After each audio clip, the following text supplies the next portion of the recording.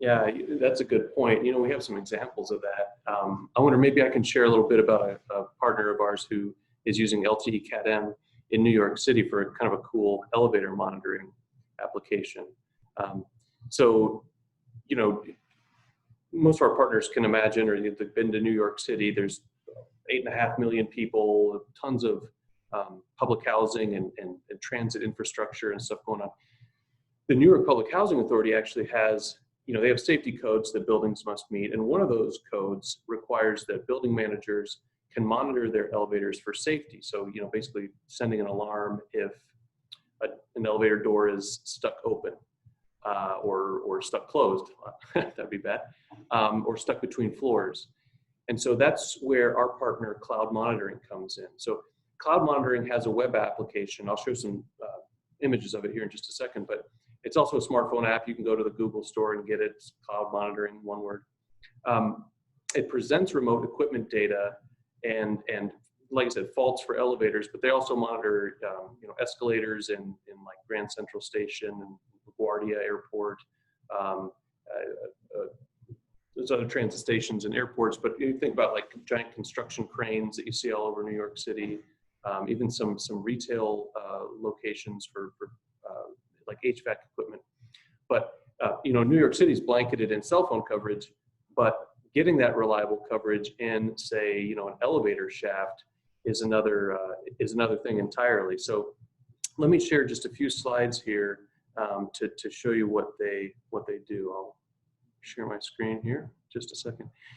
So so just to give you an idea, so again, as I said, I wanted to just share some images here. You can see the escalator controls in this pit here. You never think about it when you go through it, when you go on an escalator, but there's a lot going on there. And then this is an image of the top of an elevator shaft. Actually, at the very top, you can see the lift motor there and the controls there. I'll show another image here in a second. But in this kind of environment, LTE-M technology promises higher reliability as well as lower cost and lower power. And so this is what Cloud Monitoring has decided to go with.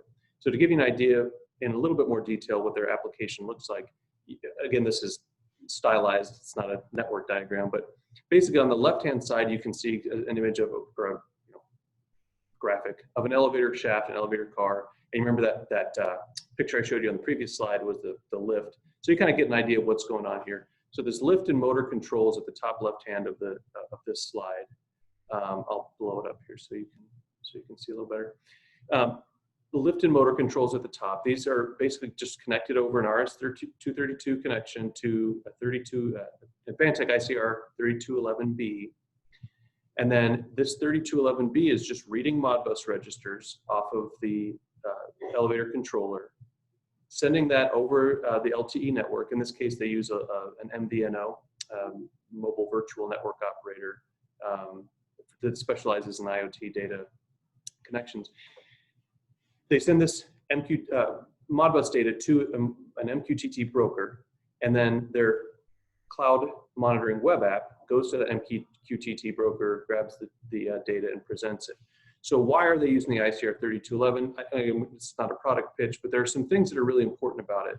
So the LTE category M, that's a technology that's typically used in, you find it in like extreme low power situations like metering, even water metering.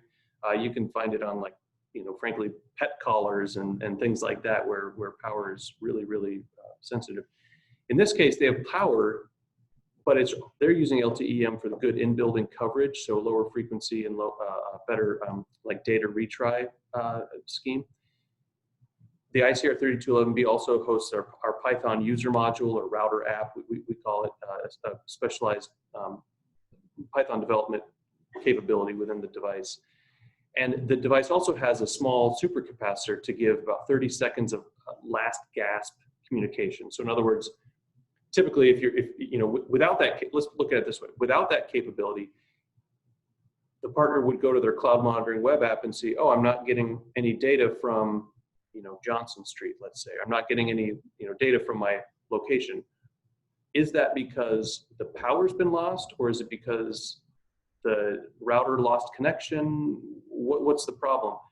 Now with this last gasp capability, the partner can see, oh, I got it. I got a message from the router. It said, hey, I've lost mains power.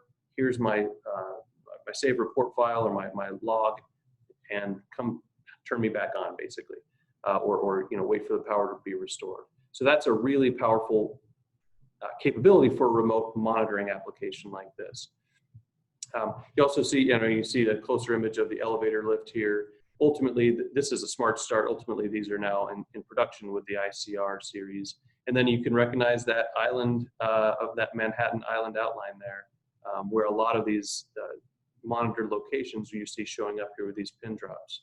So again, I just thought that's a kind of a good example of how LTE Cat-M is being used in these IoT, this remote IoT space in North America, at least, with a very, very advanced, pretty smart partner. So hopefully that's helpful, Jerry.